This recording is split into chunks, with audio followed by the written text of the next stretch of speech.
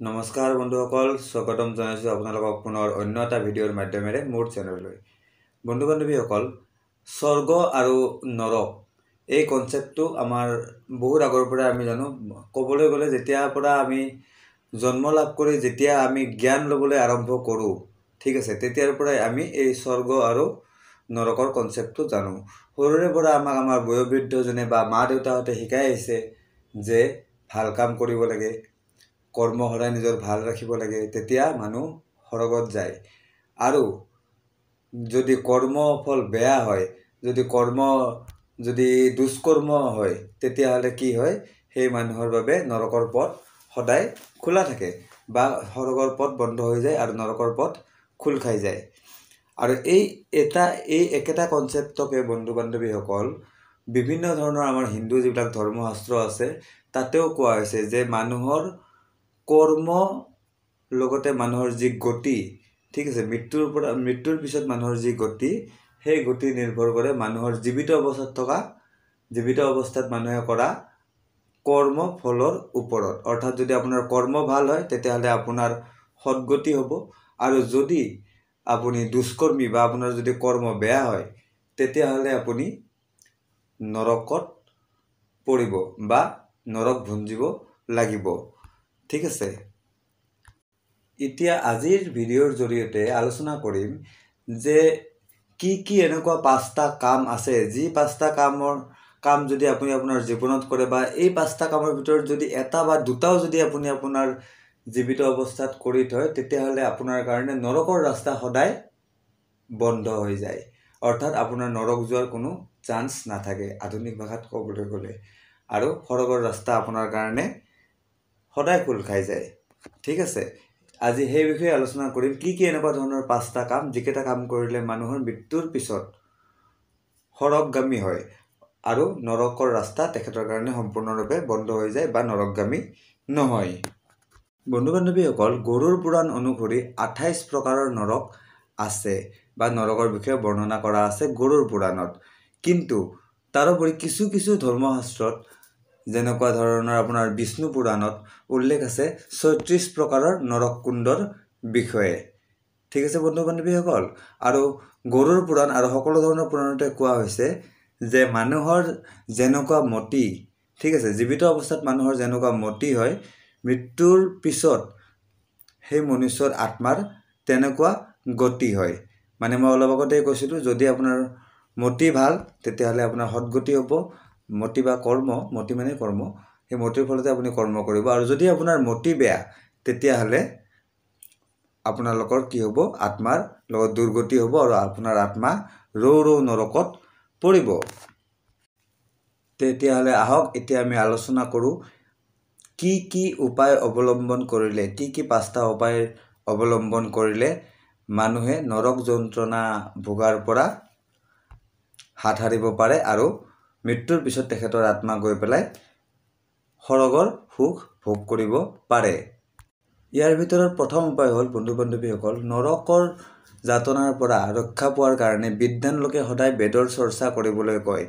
বেদ পাঠ, প্ৰাৰ্থনা, ধ্যান আদিয়ে মানুহক কি কৰে, নৰকগামী হোৱাৰ পৰা ৰক্ষা কৰে। তাৰোপৰি শ্ৰীহৰি বিষ্ণু বা শ্ৰীকৃষ্ণৰ মন্ত্ৰ জাপ কৰিলে মানুহে নৰকগামী হোৱাৰ পৰা হাত সাৰিব পাৰে। আৰু যদি আপুনি শ্ৰীহৰি বিষ্ণুৰ ওম নমো নাৰায়ণ মন্ত্ৰ জপ কৰে, বা যদি আপুনি গায়ত্ৰী মন্ত্ৰ তথা মহাদেৱ বা শিৱৰ যদি মহামৃত্যুঞ্জয় মন্ত্ৰ জাপ কৰে, তেতিয়াহ'লে কি হয়, আপুনি নৰক যন্ত্ৰণাৰ পৰা মুক্তি লাভ কৰিব পাৰে। এইটো হ'ল প্ৰথম উপায়। এতিয়া দ্বিতীয় উপায়টোৰ বিষয়ে আলোচনা কৰিম বন্ধু বান্ধৱীসকল, অৰ্থাৎ দ্বিতীয় উপায়টো কম, দ্বিতীয় উপায়টো শুনিব। দ্বিতীয় উপায়টো হ'ল বৃক্ষৰোপণৰ ওপৰত। শাস্ত্ৰ অনুসাৰে যি ব্যক্তিয়ে নিজৰ জীৱনত এডাল আহঁত গছ, নতুবা এডাল নিম গছ, নতুবা 10ডাল তেতেলী গছ, নতুবা 3ডাল বেল গছ, নতুবা 3ডাল আমলখি গছ আৰু নতুবা 5ডাল যদি আমৰ গছ লগায়, তেতিয়াহ'লে তেনে ব্যক্তিৰ আত্মা পুণ্যাত্মাত পৰিণত হয় আৰু নৰকগামী হোৱাৰ পৰা ৰক্ষা পৰে।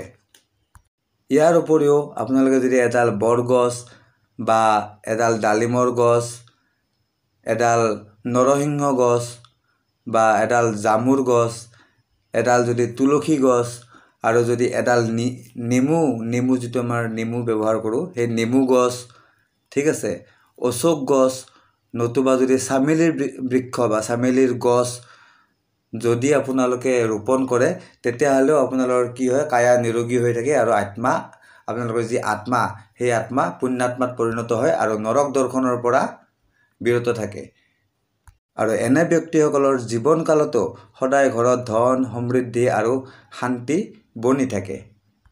তৃতীয় উপায়টো হ'ল বন্ধু বান্ধৱীসকল, নৰক চতুৰ্দশীৰ দিনা যদি ভগৱান শ্ৰীকৃষ্ণৰ নতুবা ভগৱান হনুমানৰ নতুবা মাতা কালীৰ যদি আপোনালোকে বিধিৱত পূজা কৰে, বিধি অনুসৰি যদি পূজা কৰে, ঠিক আছে, তেতিয়াহ'লেও তেনে মানুহৰ আত্মাও পুণ্যাত্মাত পৰিণত হয় আৰু নৰক যাতনাৰ পৰা বা নৰক দৰ্শনৰ পৰা বিৰত থাকে বা বিৰত থাকিব পাৰে বা নৰকৰ দৰ্শন কৰিব লগা নহয়। চতুৰ্থ উপায়টো হ'ল, যদি আপোনালোকে ঘৰত বা কোনোবা মন্দিৰত যদি হোম যজ্ঞ আদিৰ অনুষ্ঠান যদি কৰি থাকে, ঠিক আছে, আপোনালোকৰ জীৱনকালত যদি তেনেকুৱা অনুষ্ঠান আপোনালোকে কৰি থাকে, অন্ততঃ বছৰত এবাৰকৈ হ'লেও বা 5 বছৰৰ মূৰত এবাৰকৈ হ'লেও যদি তেনেকুৱা অনুষ্ঠান আপোনালোকে কৰি থাকে, তেতিয়াহ'লে কি হয়, আপোনালোকৰ আত্মা নৰক যন্ত্ৰণাৰ পৰা দূৰত থাকিব পাৰে বা নৰকৰ দৰ্শন কৰিব লগা নহয়। আৰু পঞ্চম উপায়টো হ'ল বন্ধু বান্ধৱীসকল, নৰকৰ পৰা বঞ্চিত থাকিবলৈ বা নৰকৰ ফালে গমন নকৰিবলৈ, সৰগৰ সুখ ভোগ কৰিবলৈ একাদশী, প্ৰদোষ, নতুবা যদি শিৱ চতুৰ্দশী ব্ৰত যদি আপোনালোকে বিধিসন্মতভাৱে ৰাখে, ঠিক আছে, ব্ৰতকেইটাৰ নাম আকৌ এবাৰ কৈ দিছোঁ, একাদশী ব্ৰত, প্ৰদোষ ব্ৰত বা শিৱ চতুৰ্দশী ব্ৰত, ঠিক আছে, এইকেইটা ব্ৰতৰ ভিতৰত যদি যিকোনো এটা ব্ৰতো আপোনালোকে বছৰত এবাৰকৈ ৰাখে, তেতিয়াহ'লেও আপোনালোকে মৃত্যুৰ পিছত নৰকৰ দৰ্শন কৰিবলগীয়া নহয় বা আপোনালোকৰ আত্মাই মৃত্যুৰ পিছত নৰকৰ ফালে নগৈ চিধা চিধি স্বৰ্গৰ ফালে গমন কৰিব। তো বন্ধু বান্ধৱীসকল, আজি ক'লোঁ কেনেকুৱা ধৰণৰ 5টা উপায় অৱলম্বন কৰিলে মৃত্যুৰ পিছত আপোনালোকৰ আত্মাই নৰকগামী নহয়, স্বৰ্গৰ সুখ ভোগ কৰিবলৈ স্বৰ্গগামী হ'ব সেই সম্পৰ্কে। যদি মোৰ ভিডিঅ'টো ভাল লাগিল বন্ধু বান্ধৱীসকল, তেতিয়াহ'লে নিশ্চয় লাইক আৰু শ্বেয়াৰ কৰি দিব আৰু চেনেলটো যদি এতিয়ালৈকে ছাবস্ক্ৰাইব কৰা নাই, ছাবস্ক্ৰাইব কৰি ল'ব বন্ধু বান্ধৱীসকল। আৰু যদি আপোনালোকে মোক আৰু বিশেষভাৱে ছাপোৰ্ট কৰিব বিচাৰিছে, তেতিয়াহ'লে মোৰ ভিডিঅ'ৰ তলৰ ফালে চাব, এটা জইন বুলি এটা বটন আছে, তাতে যদি আপোনালোকে ক্লিক কৰে, আপোনালোকে এটা সৰু এমাউণ্টৰ বিনিময়ত কি হ'ব, মোৰ চেনেলৰ মেম্বাৰশ্বিপ আপোনালোকে লাভ কৰিব। আৰু মোৰ চেনেলৰ মেম্বাৰশ্বিপ লাভ কৰিলে মোৰ চেনেলৰ মেম্বাৰসকলৰ লগত মই 1-to-1 ইণ্টাৰেক্ট কৰিম। যদি তেখেতসকলৰ কিবা সমস্যা আছে সেই সম্পৰ্কে কথা পাতিম। যদি কিবা গ্ৰহদোষ সম্পৰ্কীয় সমস্যা আছে, সাধাৰণতে মই গ্ৰহদোষৰ ওপৰত ভিডিঅ' নবনাওঁ, কিন্তু যদি তেনেকুৱা কিবা সমস্যাও আছে তেতিয়াহ'লেও মই সেইবিলাকো তেখেতসকলৰ লগত কনচাল্ট কৰিম। তেখেতসকলৰ যদি কিবা ঘৰত বাস্তু সম্পৰ্কীয় সমস্যা আছে, সেইবিলাকৰো চলিউশ্যন তেখেতসকলে মোৰ পৰা প্ৰাপ্ত কৰিব পাৰিব বা আৰু নানান ধৰণৰ উপায় তেখেতসকলে মোৰ পৰা পাব পাৰিব, যিবিলাক মই মোৰ ভিডিঅ'ত নিদিওঁ। কিন্তু যোনে মোৰ মেম্বাৰশ্বিপ ল'ব এই চেনেলৰ, তেখেতসকলে মোৰ লগত 1-to-1 ইণ্টাৰেক্ট কৰিব পাৰিব। মই এটা ফোন নম্বৰ তেখেতসকলৰ কাৰণে দি দিম, যিটো ফোন নম্বৰ তেখেতসকলে মোৰ লগত হোৱাটছএপ নতুবা কল যোগেও কথা পাতিব পাৰিব। তো আজিলৈকে ইমানেই বন্ধু বান্ধৱীসকল, ধন্যবাদ।